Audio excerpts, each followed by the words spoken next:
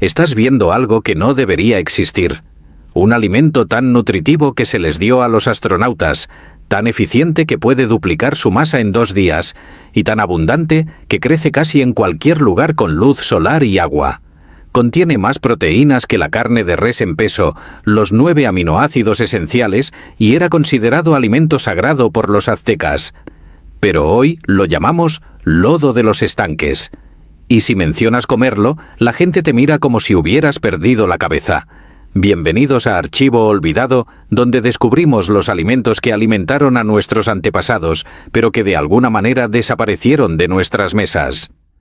Antes de continuar, si este tipo de conocimiento olvidado te importa, suscríbete a este canal. Estamos creando un archivo de la historia alimentaria que las corporaciones preferirían que permaneciera enterrado. Ahora hablemos de la espirulina.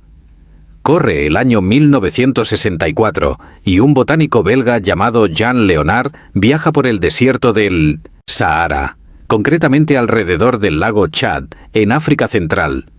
Estudia al pueblo local Kanembu y nota algo extraño.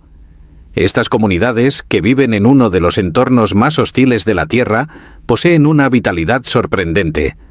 Sus hijos están sanos, sus adultos fuertes. Y entonces lo ve.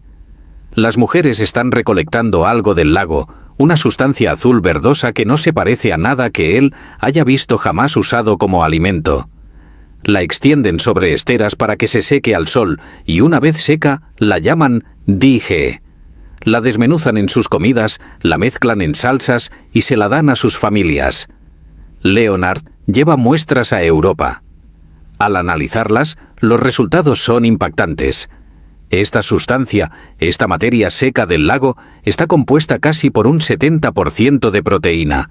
Contiene vitamina B12, hierro, ácidos grasos esenciales y un perfil completo de aminoácidos que rivaliza con el de cualquier producto animal. La comunidad científica está atónita, pero Leonard sabe algo que ellos desconocen. Esto no es un descubrimiento en absoluto, es un recuerdo.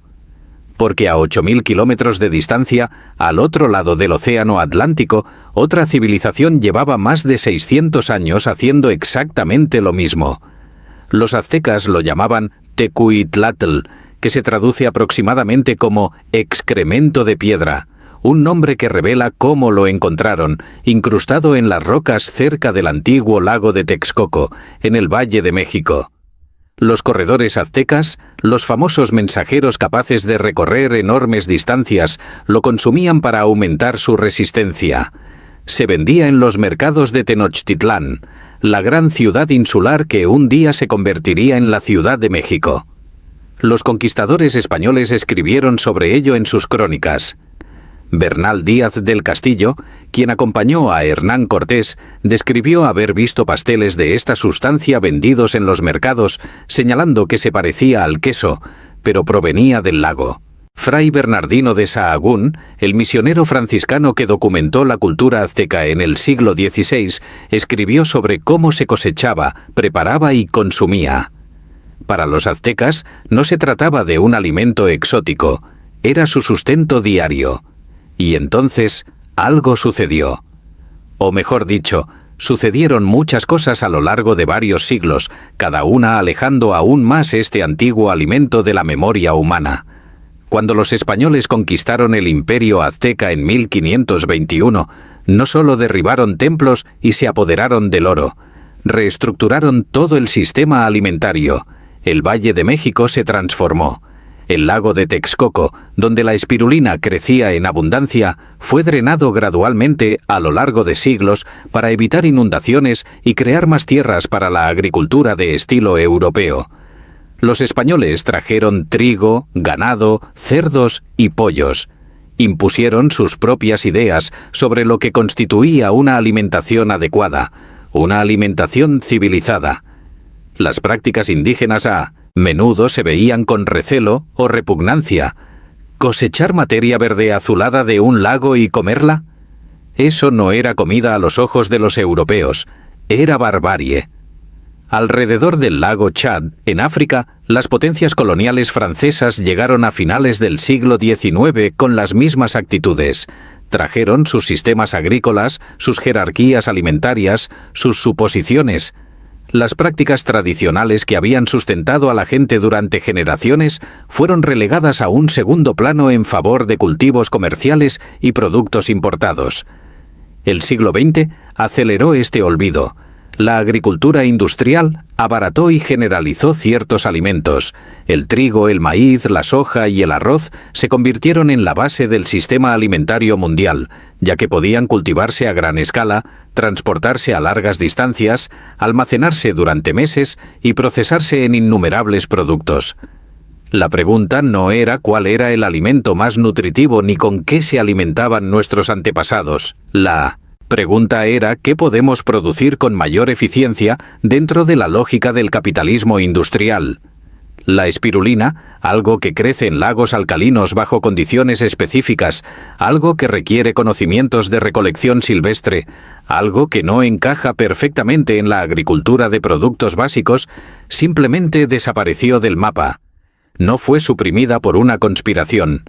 Fue borrada por el cambio económico y cultural, por la lenta sustitución de los sistemas alimentarios locales por sistemas globalizados, por el olvido que se produce cuando el conocimiento tradicional no se escribe, no se enseña en las escuelas, no es valorado por quienes ostentan el poder. A mediados del siglo XX, la espirulina había caído casi en el olvido. El pueblo Kanembu, en los alrededores del lago Chad, aún la cosechaba, pero era un caso aislado, desconocido para el mundo exterior. Habría permanecido olvidada como una nota al pie en oscuros estudios antropológicos de no ser por una cosa: la carrera espacial. En las décadas de 1960 y 1970, la NASA y las agencias espaciales soviéticas estaban obsesionadas con un problema: ¿cómo alimentar a los astronautas en misiones largas? Se necesitaban alimentos increíblemente ricos en nutrientes, ligeros, resistentes a la descomposición e, idealmente, cultivables en el espacio. Empezaron a buscar fuentes no convencionales, y fue entonces cuando la espirulina volvió a cobrar protagonismo. Los científicos se dieron cuenta de que esta antigua fuente de alimento, algo que los pueblos indígenas habían consumido durante siglos, era en realidad uno de los alimentos más eficientes y completos del planeta. De repente, esta espuma olvidada de los estanques se estudiaba en laboratorios, se probaba para misiones espaciales y se aclamaba como una posible solución a la desnutrición. La comida del futuro había sido siempre la comida del pasado. ¿Qué es exactamente la espirulina y por qué tiene este extraordinario perfil nutricional? La espirulina es un tipo de cianobacteria, a menudo llamada alga verde azulada, aunque técnicamente no es un alga. Es una de las formas de vida más antiguas de la Tierra, con más de 3.000 millones de años de existencia. Prospera en lagos cálidos y alcalinos con altos niveles de pH, lugares donde la mayoría de los demás organismos no pueden sobrevivir. Por eso crece abundantemente en ciertos lagos africanos, en lagos de cráteres volcánicos y, en su día, creció extensamente en las aguas alcalinas del lago de Texcoco. El contenido proteico es lo primero que llama la atención. La espirulina deshidratada contiene entre un 60 y un 70% de proteína en peso. Para ponerlo en contexto, la carne de res contiene aproximadamente un 26% de proteína, la de pollo un 31% y los huevos un 13%. Incluso la soja, una de las mejores fuentes de proteína vegetal, contiene alrededor de un 36%. La espirulina las supera a todas, y no se trata solo de la cantidad, sino también de la calidad. Contiene los 9 aminoácidos esenciales, lo que la convierte en una proteína completa, algo poco común en el reino vegetal. Por eso la comían los corredores aztecas, porque el pueblo Kanembu se la daba a sus hijos y porque la NASA se interesó en ella. Pero las proteínas son solo el principio. La espirulina es extraordinariamente rica en hierro, aportando mucho más por gramo que la carne roja. Contiene cantidades significativas de vitaminas del complejo B, incluyendo la B12, extremadamente escasa en alimentos vegetales. Es rica en ácido gamma-linolénico, un ácido graso omega 6, que se encuentra principalmente en la leche materna. Contiene potentes antioxidantes, en particular ficocianina, el pigmento azul que le da su color distintivo. La razón por la que la espirulina es tan rica en nutrientes se debe a su biología. Como organismo fotosintético, convierte la luz solar directamente en nutrientes con una eficiencia notable. No necesita tierra, solo agua, luz solar y algunos minerales. Y su tasa de crecimiento es extraordinaria. En condiciones óptimas, la espirulina puede duplicar su biomasa cada 2 a 5 días. Esto significa que una pequeña cantidad puede convertirse en una gran cantidad muy rápidamente, razón por la cual fue una fuente de alimento tan confiable para las comunidades antiguas.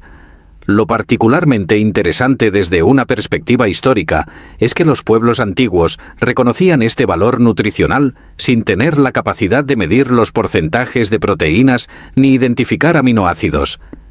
Simplemente observaban los efectos. Los aztecas notaron que los corredores que consumían tecuitlatl tenían mayor resistencia. Los canembús observaron que los niños que comían dije con regularidad eran sanos y fuertes. Esto no era superstición. Era una observación empírica a lo largo de generaciones, el tipo de conocimiento que se construye cuando las comunidades prestan mucha atención a cómo los alimentos afectan el cuerpo. Antes de continuar, tómate un momento para darle me gusta a este video. El algoritmo no favorece el contenido lento y reflexivo sobre historia. Tu participación nos ayuda a llegar a quienes buscan estas historias. Ahora, hablemos de cómo se identifica y cultiva la espirulina. Si se encuentra al borde de un lago y se pregunta si hay espirulina, hay señales que debe buscar. El agua tendrá un distintivo color azul verdoso, no el turbio verde parduzco de las típicas floraciones de algas, sino algo más vivo, casi iridiscente con cierta luz. El agua será alcalina, con un pH típicamente superior a 9. A menudo se sentirá resbaladiza al tacto debido a la alcalinidad. La espirulina tiende a formarse en la superficie, creando finas películas o esteras flotantes, especialmente en zonas tranquilas, protegidas del viento. Pero aquí está lo importante. No todas las sustancias azul-verdes del agua son espirulina, y algunas cianobacterias pueden producir toxinas. Esto no es algo que se pueda experimentar a la ligera recolectando de estanques al azar. Los recolectores tradicionales conocían sus lagos a la perfección, conocían las estaciones y las zonas seguras. Para quienes hoy en día se interesan por la espirulina, el enfoque más seguro es el cultivo en condiciones controladas. Cultivar espirulina en casa se ha vuelto cada vez más popular. Necesita un recipiente, que puede ser un acuario grande, un recipiente de plástico apto para uso alimentario o acuarios especializados. El agua debe ser alcalina, lo cual se consigue añadiendo bicarbonato de sodio y sales minerales específicas. La espirulina necesita calor, idealmente entre 30 y 35 grados Celsius, lo que en climas más fríos implica el cultivo en interiores o la utilización de elementos de calefacción. Necesita luz, pero no luz solar directa. Muchos cultivadores caseros utilizan luces LED con temporizadores. El proceso comienza con un cultivo iniciador, una pequeña cantidad de espirulina viva adquirida de una fuente confiable. Este se añade al agua preparada y luego se mantienen las condiciones controlando el pH y la temperatura y agitando suavemente para mantener la espirulina suspendida y expuesta a la luz. El cultivo se multiplicará gradualmente, tiñendo el agua de un verde azulado cada vez más. La cosecha implica colar la espirulina con una tela fina o malla, escurrir el agua y luego consumirla fresca o secarla para su almacenamiento. En la producción comercial, la espirulina se cultiva en grandes estanques poco profundos, en lugares con fuerte luz solar y climas cálidos, como Hawái, California, India y Tailandia. La espirulina se cosecha continuamente, se lava y, por lo general, se seca por aspersión para conservar los nutrientes. Lo notable es que este conocimiento de cultivo no es nuevo. Los aztecas lo comprendían hace siglos. Sabían que partes del lago de Texcoco producían el mejor tecuitlatl y las estaciones en las que era más abundante. Esta era una acuicultura sofisticada mucho antes de que existiera ese término. entonces tienes espirulina. ¿Cómo se consume realmente? El método más tradicional que aún se usa en la zona del lago Chad es secarla en tortas o desmenuzarla hasta convertirla en polvo y luego mezclarla en salsas, sopas o guisos. Una pequeña cantidad rinde mucho debido a su alta densidad nutricional. Aporta un toque sabroso y ligeramente salado a los platos. En los mercados aztecas, el tecuitlatl se vendía en tortas secas que se podían desmenuzar sobre otros alimentos o comer directamente, de forma similar a como comemos hoy una barra de proteína. En la preparación moderna, la espirulina fresca se puede añadir a batidos, donde se mezcla fácilmente con frutas y verduras. Su sabor es suave cuando está fresca. La espirulina fresca mezclada con plátano, mango y un toque cítrico crea una textura sorprendentemente agradable. Se puede añadir a aderezos para ensaladas, al hummus o al guacamole, a bolitas energéticas con dátiles y frutos secos, o incluso a productos horneados. El polvo de espirulina deshidratado es más versátil para almacenar, pero tiene un sabor más intenso que no todos disfrutan inmediatamente.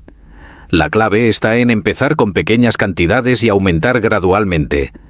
Se puede mezclar en caldos, espolvorear sobre palomitas de maíz con levadura nutricional, incorporar a salsas para pasta o añadir a masas saladas para panqueques.